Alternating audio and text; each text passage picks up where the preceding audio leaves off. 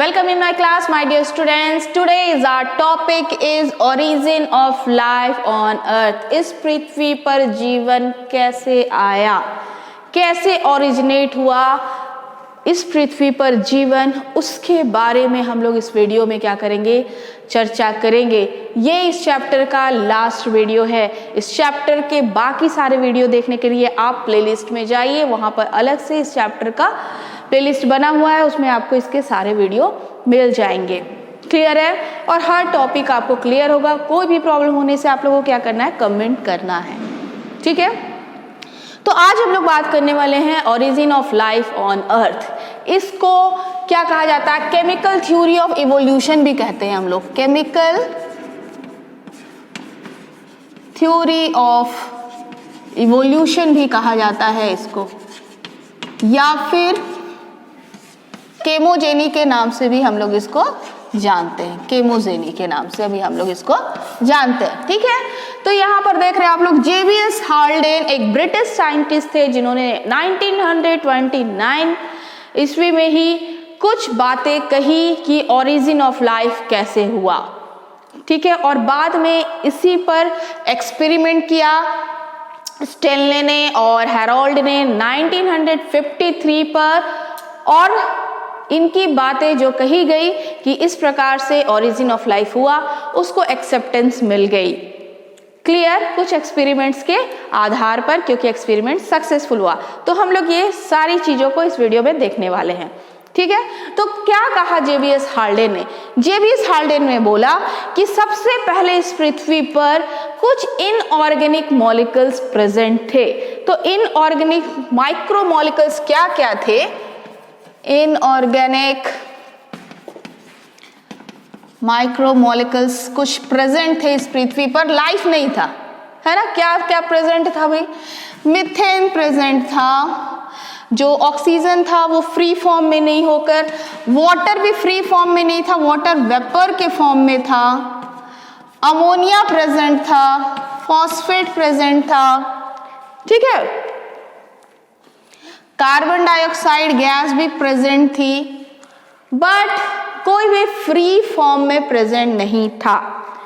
फिर धीरे धीरे पृथ्वी के टेम्परेचर में कुछ ना कुछ बदलाव आता रहा, और बदलाव के फलस्वरूप लगभग कुछ नेचुरल चीजें होती हैं, जैसे कि लाइटनिंग वगैरह।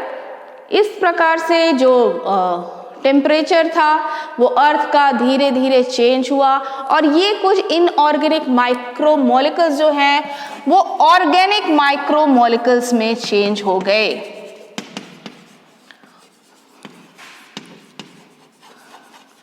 कौन कौन से ऑर्गेनिक माइक्रोमॉलिक्यूल्स में ये सारे चेंज हुए?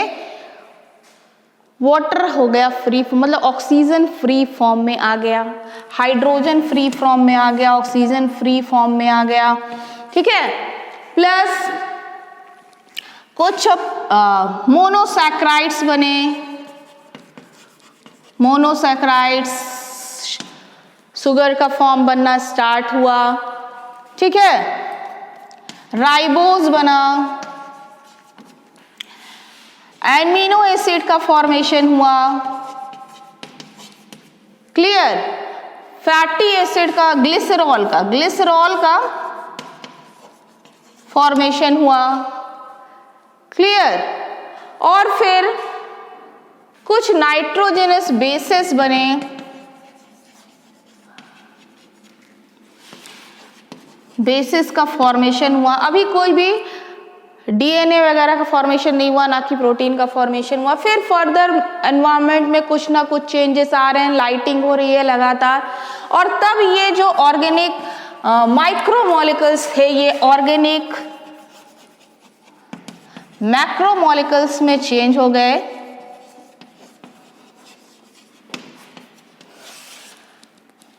और बना क्या? और ये एमिनो एसिड चेंज हो गया, प्रोटीन में मोनोसैक्राइड्स मिलजुल कर बनाने लगे पॉलीसैक्राइड्स, कार्बोहाइड्रेट का फॉर्मेशन होने लगा। ये ग्लाइसरॉल लिपिड बना फॉर्म किया। ठीक है, फिर ये नाइट्रोजनस बेसिस राइबोस शुगर, ये सब मिलकर किसका फॉर्मेशन कर दिया इन्होंने, न्यूक्लिक एसिड का फॉर्मेशन कर दिया। सबसे पहले आरएनए का फॉर्मेशन हुआ और तब जाकर फॉर्मेशन हुआ डीएनए का, और फर्स्ट फॉर्म जो लाइफ का था ओरिजिनेट हुआ, उनको एक सुटेबल कंडीशन मिला, प्रोटीन मिल गया, आरएनए मिल गया और न्यू ऑर्गेनिल्स का फॉर्मेशन, प्रोकैरियोट्स ऑर्गेनिल्स का फॉर्मेशन शुरू हो गया। तो इस तरह से ओरिजिनेट हुआ लाइफ अर्थ पे, ऐसा उन्होंने कहा जेवीएस हाल्डेन ने 1900 कब 29 में, और बाद में 1953 में दो साइंटिस्ट थे स्टेनले और एंड हैरोल्ड, इन्होंने एक्सपेरिमेंट किया, मीन्स अपने लेबोरेटरी में ही ऐसा कंडीशन बनाया जो बहुत सालों पहले अर्थ का था। ठीक है, एक लैब में ही सिर्फ इनऑर्गेनिक मॉलिक्यूल्स जो ये सारे हैं, ये इन सारों को डाला और प्लस उसमें क्या किए, करंट पास कराएं, जैसे लाइटिंग से करंट होता है, करंट पास हुआ और देखा गया कि धीरे धीरे धीरे धीरे उनमें कुछ ना कुछ चेंजेस आ गए, ये चेंज होने लगे इस फॉर्म में, और फिर फर्दर ऑर्गेनिक मॉलिक्यूल्स में चेंज हुए और फॉर्मेशन किसका कर दिए, न्यू ऑर्गेनिल्स का फॉर्मेशन होना शुरू हो गया। तो after this experiment it is proved that the life originated from the inorganic micromolecules, right? So this is the theory which is called chemical theory of evolution. This is the last topic of this chapter.